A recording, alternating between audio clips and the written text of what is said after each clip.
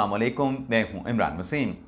नाज़रीन, दो बड़ी खबरें इस प्रोग्राम में आपके साथ हम शेयर करने जा रहे हैं। और आप जानते हैं कि आज जुमा का बबरकत दिन है, लेकिन जुमे का ये दिन पाकिस्तान तहरीक इंसाफ, बानी पीटीआई इमरान खान और बुशरा बीबी साहिबा को भारी पड़ा है।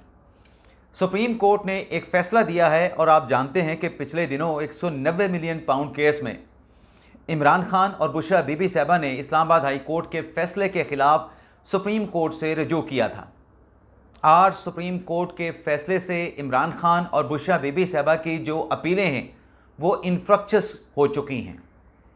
सुप्रीम कोर्ट ने क्या करार दिया है, सुप्रीम कोर्ट ने क्या फ़ैसला दिया है, एक तो इस बड़ी ख़बर की डिटेल आपके साथ हम शेयर करेंगे, जिसमें आप देखने वालों को ये बताएंगे कि इमरान खान और बुशरा बीबी साहिबा इस फ़ैसले से क्यों और कैसे हिट हुई हैं। लेकिन इसके साथ साथ एक और ख़बर भी है। जिस खबर का मैंने इंट्रो दिया है उसकी तफसीलात तो हम जांज़ेब अब्बासी साहब से जानेंगे। दूसरी खबर भी बानी तहरीक इंसाफ इमरान खान साहब से जुड़ी है, और वो ख़बर यह है कि बानी पीटीआई इमरान खान ने तीसरी मरतबा एक ही नौयत के इशू पर सुप्रीम कोर्ट से रजू किया है। सुप्रीम कोर्ट का chief justice of Pakistan justice Yahya Afridi का दरवाज़ा खटखटाया है। ये क्या मामला है, इसकी तफसीलात भी आगे चल के आपके साथ हम शेयर करेंगे। लेकिन प्रोग्राम का आगाज़ करने से पहले आपसे दरख्वास्त होगी कि चैनल को सब्सक्राइब कर लें, बेल आइकॉन का बटन प्रेस करें, वीडियो पसंद आए तो इसे लाइक और शेयर ज़रूर कीजिएगा। तो जांज़ेब अब्बासी साहब, आपको वेलकम करते हैं आज के प्रोग्राम में। वैसे तो वेलकम करना भी अब मुनासिब नहीं लगता, हम रोज़ ही एक साथ होते हैं मतलब आफ्टरनून के इस प्रोग्राम में। तो जो सुप्रीम कोर्ट ने फ़ैसला दिया है उस फैसले की तफसीलात हमारे और अपने नाजरीन के साथ शेयर करें, और फिर उसमें अपना एनालिसिस भी शामिल करें कि जो इस्लामाबाद हाई कोर्ट ने फैसला दिया था कि इमरान खान साहब को ज़मानत नहीं दी जा सकती, इमरान खान साहब की सज़ा सस्पेंड नहीं की जा सकती, आज इमरान खान साहब की अपीलें वो सुनवाई के बगैर कैसे इनफ्रक्चस हो चुकी हैं, बल्कि मैं तो कहूँगा कि वो मुस्तरद की जा चुकी हैं इसी फैसले के ज़रिए। बताएं।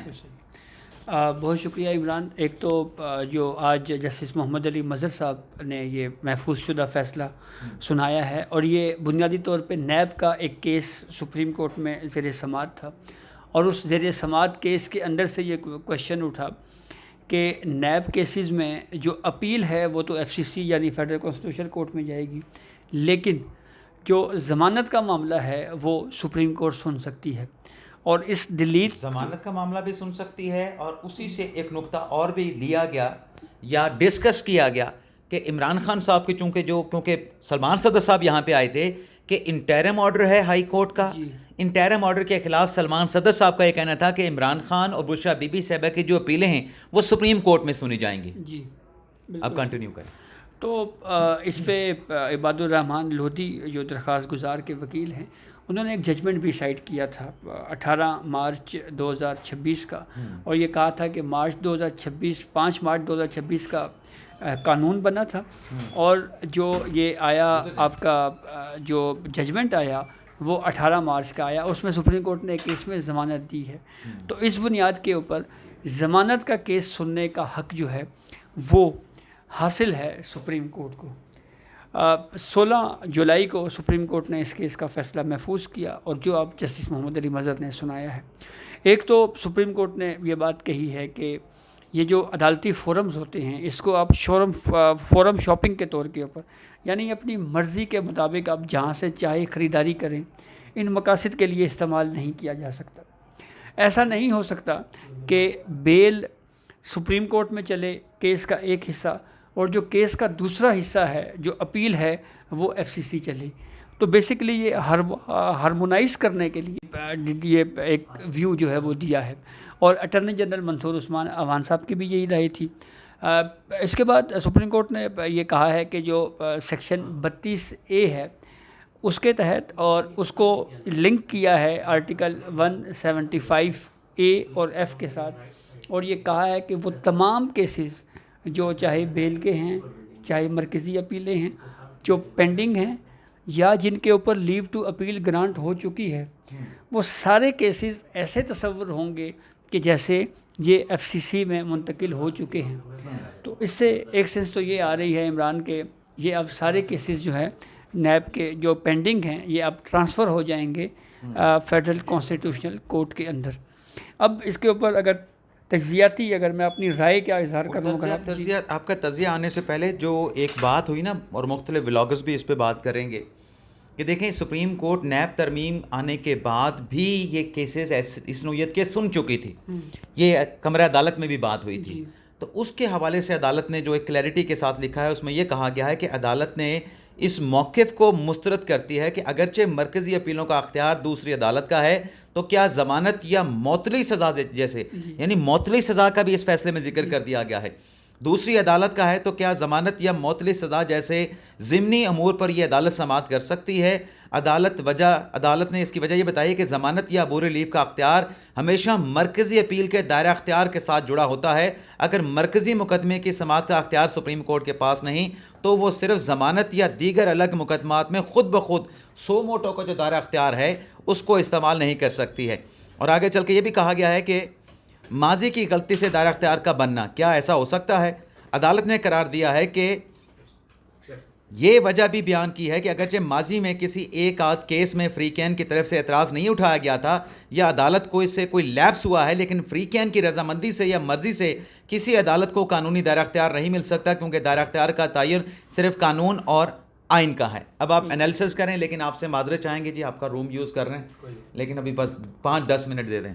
अच्छा इमरान, इसको अगर मैं अगर एनालाइज़ करूं या अगर मैं अपना ओपिनियन दूं तो हमेशा से जो है वो एक चीज़ हमने ये ज़रूर देखी है, क्योंकि सुप्रीम कोर्ट के अंदर ना दो तरह की डिबेट्स रही हमेशा। एक डिबेट ये रही कि सुप्रीम कोर्ट आइन की तशरीह कर सकती है और वो तशरीह आइन की या कानून के मुतलका शिकों से बाहर निकल कर की गई। जैसे आर्टिकल 62(1)(f) की मिसाल हमारे सामने है, या मुनहरिफ वोट का शुमार होना या ना होना जैसे मुतनाज़ा फ़ैसले थे, उसके ऊपर बहुत ज़्यादा क्रिटिसिज्म भी हुआ उस वक्त। वहीं पे दूसरी तरफ जो है वो ठीक, तो इसके ऊपर ये बात भी जो है वो अहम है कि दूसरी जो स्कूल ऑफ थॉट या दूसरी जो ओपिनियन सुप्रीम कोर्ट के अंदर रहा वो ये रहा कि सुप्रीम कोर्ट कभी भी लॉ के टेक्स्ट से या कॉन्स्टिट्यूशन का जो टेक्स्ट है उससे बाहर नहीं जाती। तो इस वक्त जो 26वीं और 27वीं तरमीम के बाद जितने भी जजमेंट्स आए हैं उनमें हमने ये चीज़ क्लियर कर देखी है। अगर हम नैब लॉ के सेक्शन 32A को अगर हम बगौर जायज़ा लें तो उसके अंदर तो लफ्ज़ अपील है, वहाँ पे बेल का वर्ड नहीं है। लेकिन सुप्रीम कोर्ट ने ये कहा है कि ये नहीं हो सकता कि जी एक हिस्सा सुप्रीम कोर्ट में चले और दूसरा हिस्सा चले जनाब FCC। लेकिन जो अगर हम टैक्स की बात करें तो लॉ का जो टैक्स है उसके अंदर बहरहाल बेल का वर्ड नहीं है। दूसरा जो मेरा इस पर तज्जिया ये है कि अब 27वीं आइनी तरमीम के बाद किसी भी कानून की तशरीह करने का इख्तियार सुप्रीम कोर्ट के पास नहीं था। तो सुप्रीम कोर्ट ने ये जो इंटरप्रिटेशन की है इस हद तक कि ये बेल भी FCC जाएगी, नंबर 1, और दूसरा इसका इतलाक़ क्योंकि नैब लॉ 1999 से आया। इंटरप्रिटेशन ये है कि बेल भी उधर जाएगी, सज़ा मौतली भी उधर जाएगी और प्लस इसका इतलाक़ भी 1999 से होगा, क्योंकि नैब लॉ जो है वो ओरिजिनली 1999 से नाफिज हुआ, जो कि उसका इफ़ेक्ट उस वक्त 1985 से कर दिया गया। तो ये वो सारी चीज़ें हैं जो तशरीह के मामलात, ये मेरे ख्याल में FCC को जो है वो जानने चाहिए थे। तीसरा ओपिनियन, एक बात इसमें बहरहाल ये ज़रूर है कि कोर्ट ने ये कहा है जी कि जो शरीयत बेंच के ख़िलाफ़ जो अपीलें हैं वो बहरहाल हम ज़रूर सुन सकते हैं। इस पर आप अपना ओपिनियन बताएं कि आपकी क्या राय है। मेरी तो ओपिनियन ये है कि ये जब मरकज़ी अपीलें वहाँ पे जानी है तो ऐसा हो नहीं सकता कि उससे, क्योंकि अभी तो अपील पड़ी है हाई कोर्ट में, उससे जो भी कोई इंसिलरी ऑर्डर आता है, कोई इंटरम ऑर्डर आता है, तो वो हो नहीं सकता कि वो सुप्रीम कोर्ट में जाए, आप उसको FCC की बजाय या सुप्रीम कोर्ट ऑफ पाकिस्तान में ले आएँ। ये जो मुझे उसकी इंटरप्रिटेशन लगती है वो मेरी राय के मुताबिक है और यही सुप्रीम कोर्ट का फ़ैसला है।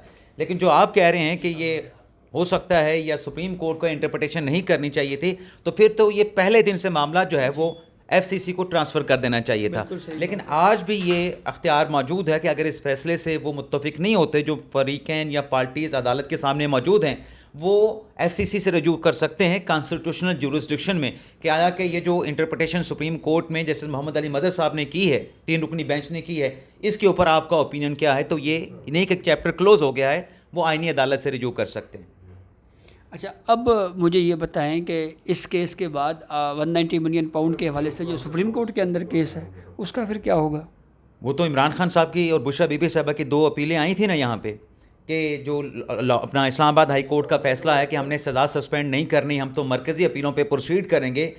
उस पर जब सुप्रीम कोर्ट में अपीलें आई थी, उन पे एतराज़ात लगे थे, एतराज़ात लग के वो अपीलें वापस की गई थी, फिर उस पर चैम्बर अपीलें फ़ाइल हुई थी। अब यानी वो मामला बिल्कुल एक तरह से गैर मौसर, अब अगर पीटीआई को जाना है तो फिर एफसीसी ही जाना है। देखना ना, इमरान खान साहब की या बुशरा बीबी साहबा की जो अपीलें आई हैं, वो अपीलें अब आज के इस फैसले के बाद जब सुप्रीम कोर्ट ये कह रही है कि हमारा दायरा अख्तियार है ही नहीं, तो जब दायरा अख्तियार नहीं तो वो चैम्बर अपीलें इन्फ्रक्शस हो गई, गैर मौसर हो गई, सुप्रीम कोर्ट की जुरिसडिक्शन ही नहीं है, तो उस पर वो कैसे कर सकते हैं?